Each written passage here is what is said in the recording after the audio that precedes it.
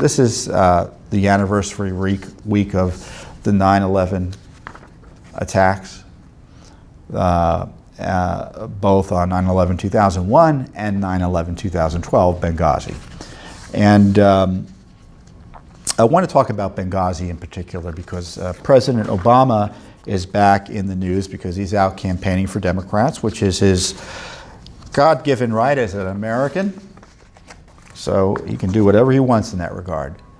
But he talked about and he criticized those who embrace Benghazi conspiracy theories,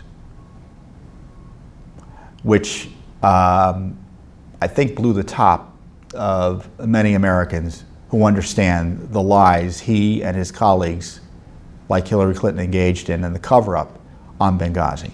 Now, the Benghazi attack occurred on September 11th, 2012, a pretty good indication that it was a terrorist attack. And indeed, the documents that Judicial Watch has uncovered show it was a terrorist attack, and the government knew about it. The Obama administration knew about it. Hillary Clinton's State Department knew about it from the get-go. So I want to talk about these alleged conspiracy theories that Obama's talking about. I don't even know what they are. So I presume is that they knew that it was an attack. They knew it was an attack, but lied to the American people as a conspiracy theory. Well, Judicial Watch has the documents to prove that, because Judicial Watch is the one that has done the most significant investigation into Benghazi. And yes, I include congressional investigations in comparison. Ours was more substantial. It was independent. And it was unafraid. In fact, there would have been no Benghazi Select Committee but for Judicial Watch's investigation exposing White House involvement in the big lie behind Benghazi. And this is the big release. I have it here. I remember it 4 years ago, April 29th, 2014. The headline of the release, Judicial Watch, Benghazi documents point to White House on misleading talking points. Now, you may recall Susan Rice, then UN ambassador for Hillary. Hillary didn't go out on the talk show circuit after 9/11, the Benghazi 9/11. They sent Susan Rice, and she lied in every talk show, saying that a video made him do it. It was a spontaneous demonstration rooted in an internet video. Now, it turns out, and they knew at the time, it was a terrorist attack, a coordinated planned terrorist attack. But the government, or the Obama administration, blamed it on the intelligence. The intelligence said it was a video. Well, there is no. We found the documents. There was no intelligence saying it was a video. Now, the problem the Obama administration had at the time was Obama was running for office, and one of his campaign themes was that Osama bin Laden is dead, GM is alive. So he's taking credit for rescuing the car companies, that socialist idea, and taking credit for having Osama killed. Fine, it's a fine campaign slogan. But it's severely undermined when our ambassador is killed and 3 other innocents are killed.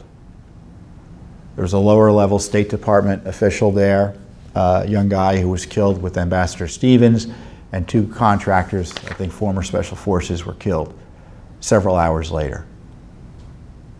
And it was Judicial Watch who broke open the Benghazi scandal with this document I'm telling you about in this press release, because it was a White House document sent to the State Department prepping Susan Rice with her talking points for her Sunday talk show appearances. Again, it wasn't the intelligence community doing this. It was the White House political operation, specifically a document created by the White House Deputy Strategic Communication Advisor, Ben Rhodes. Now, Ben Rhodes wrote the documents show he was orchestrating a campaign to reinforce Barack Obama and to portray the Benghazi consulate terrorist attack, it wasn't even a consulate, it was a special mission compound, as being, quote, rooted in an internet video and not a failure of policy. And the Rhodes email was sent with the subject line, prep call with Susan, Saturday, 4 p.m., which was the day before she went on every Sunday talk show and lied about it being internet video. it tied it to the White House. Now, you had 5 congressional investigations looking for stuff like this. They weren't able to find it, but Judicial Watch found this document, and it blew it open. Boehner was furious. John Boehner, Speaker at the time. He didn't want to do a select committee, but he caved because he caved because of the public outrage, but he was also personally ticked because he was made to look like a fool by the Obama White House, who withheld this from them. And it was Judicial Watch that got this document. And in response to this very document I'm telling you about, Boehner created the Select Committee on Benghazi. The document that I'm telling you about lists as a goal to underscore that these protests are rooted in an internet video and not a broader failure or policy. So the goal was blame the video and not Obama. It's even worse than blame the video and not the terrorists. Blame the video and not Obama. But the former president would tell you, reading this, is that a conspiracy theory to say they were lying about what was going on and it was a political response, not a truthful response? Of course not. I want to tell you about another conspiracy theory. Again, it's not a conspiracy theory, it's factual. Because many people are concerned arms were going out of Benghazi. Well, we have the documents showing the Obama administration no arms were going out of Benghazi. I mean, this is the headline in this one release. This is probably the most, there were a lot of significant releases on the Benghazi, but I think, as I look back at all the work we do, this may be one of the most important releases that Judicial Watch has ever issued. Obviously, this Talking Points one was a big one. This one is a bigger one in many ways. Defense State Department documents reveal Obama administration knew that al-Qaeda terrorists had planned Benghazi attack 10 days in advance. Subheadline: Administration knew 3 months before the November 12, 2000 presidential election of ISIS plans to establish a caliphate in Iraq, tied to Benghazi. Administration knew of arms being shipped from Benghazi to Syria. This release was issued in May of 2015. You probably haven't read about it or heard about it on CBS, NBC, or CNN, or ABC. I mean, these are smoking gun documents. The documents show that the DoD, Department of Defense, almost immediately reported that the attack on the Benghazi compound was committed by the al-Qaeda and Muslim Brotherhood. There's still a debate whether to designate Muslim Brotherhood as a terrorist organization. But we got documents tying him to the 9/11 Benghazi attack. Called Brigades of the Captive of Omar Abdul Rahman.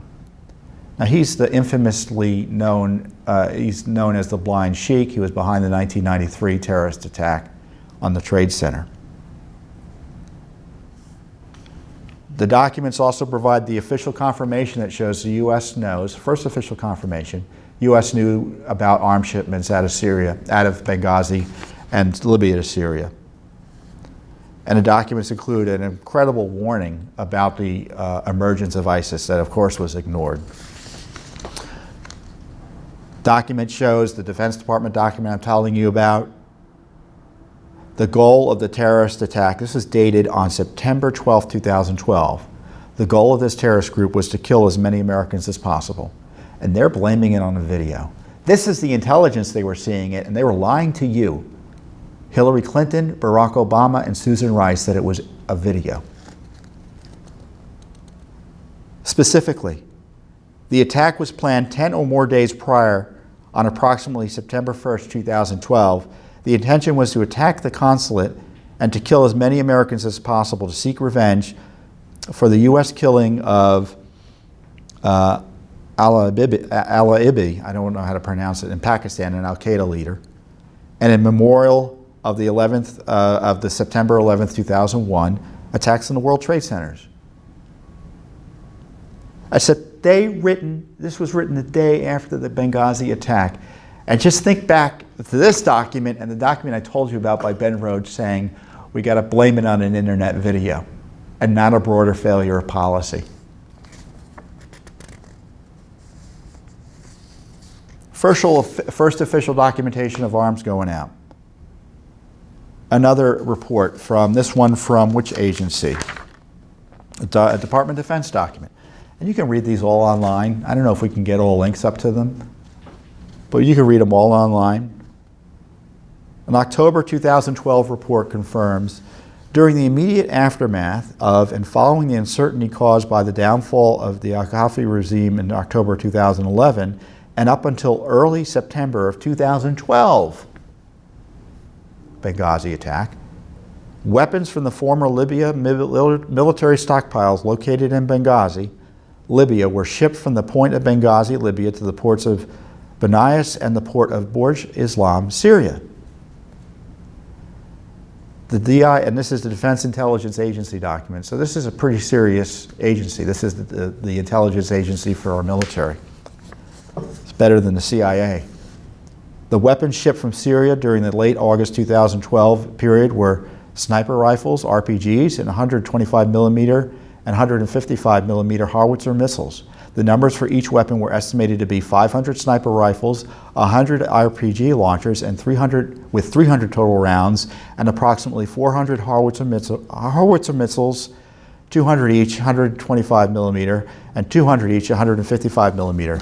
Now, the document is unclear as to whether they could have stopped this transition, these shipments, or whether they even were running them. But the level of specificity shows that they were essentially in the room, or had someone in the room to get these numbers. So that so-called conspiracy theory about arms being run at Benghazi into Syria, true. And then we have the linkage of Benghazi and the Libya deterioration, the failure policy, and the rise of ISIS. Because essentially what happened is that after they murdered, or allowed to be murdered, Muammar Gaddafi, Hillary Clinton, and Barack Obama did, Libya collapsed as a civil society, or what to a degree it was even a civil society, and all the terrorists rushed in, and it became a way station for radicalism to other parts of the Middle East, including Syria, and the coming conflagration there. This report was written in 2012. Said the opposition in Syria was driven by Al-Qaeda and other extremist Muslim groups. The Muslim Brotherhood and Al-Qaeda Iraq were the major forces driving the insurgency in Syria. The growing sectarian direction of the war was predicted to have dire consequences for Iraq, which included the grave danger of the rise of ISIS. And essentially what was happening is that the borders of Iraq and Syria, the military forces of both nations at the government level were pulling back. And into that gap, they recognized that you were going to have Al-Qaeda in Iraq step into the gap, and it provided an opportunity for ISI should, this is a quote, could also declare Islamic State through its union with other terrorist organizations in Iraq and Syria, which will create grave dangers in regard to unifying Iraq and the protection of its territory. Holy moly.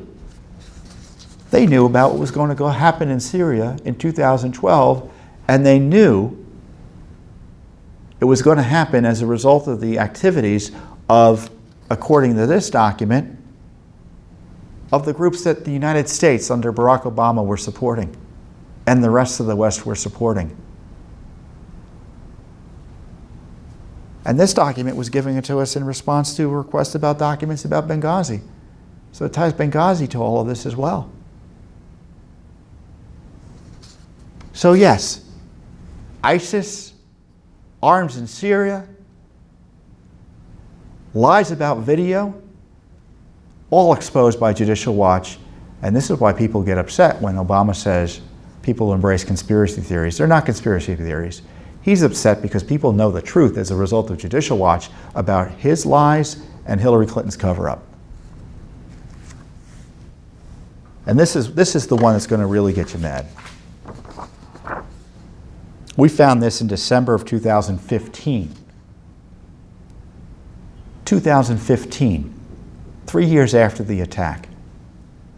New Benghazi email shows DOD offered State Department forces that could move to Benghazi immediately. You heard that right. So the other conspiracy theory is that the military could have gone to the rescue, but they were not allowed.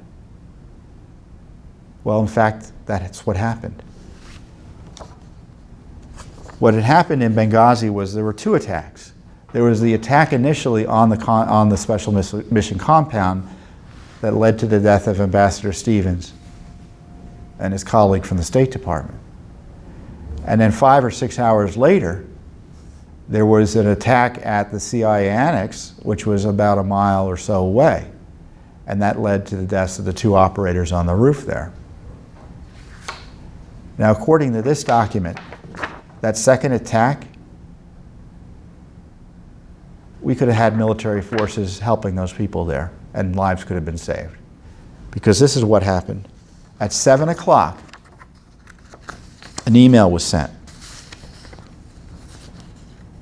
to the top leadership of the State Department. State colleagues, I just tried you on the phone, but you were all in with S, meaning Hillary Clinton, Secretary of State. After consulting with General Dempsey, General Ham, and the Joint Staff, we have identified the forces that could move to Benghazi. They were spinning up as we speak. Spinning up as we speak. Means they were ready to go. All they needed was the green light. They include A, and then they redacted with the forces that were available. Assuming principals agree to deploy these elements, we will ask State to procure the approval from host nation. Please advise how you wish to convey the approval to us. Well, we now know what happened. They were never sent. In fact, they were delayed. They didn't get in there late until special forces traveled to Benghazi from Tripoli on their own initiative.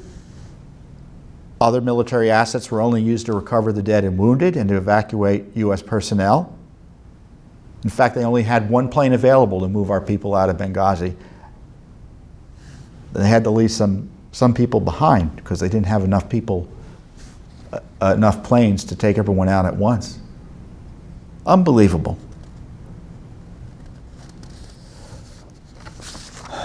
So, another conspiracy theory. We could have sent people to get there in time. Our military was ready to go. Leadership of the Obama administration, Hillary Clinton, failed to utilize them. In fact, when they finally did arrive, I don't have the specifics in this release, but I recall pretty specifically, you may double check me on this, but you'll figure it out exactly what's right, is that there was a delay in deploying troops because they didn't want to have them in military uniforms. Because they were embarrassed. They didn't want to agitate the Libyans any further. So forgive me for going on a little bit, but I am angry about what happened in Benghazi. I'm still angry about it. We lost people unnecessarily, and our government's been lying about it ever since. And believe it or not, we are still fighting for Benghazi records. We're still fighting from the State Department on Benghazi records.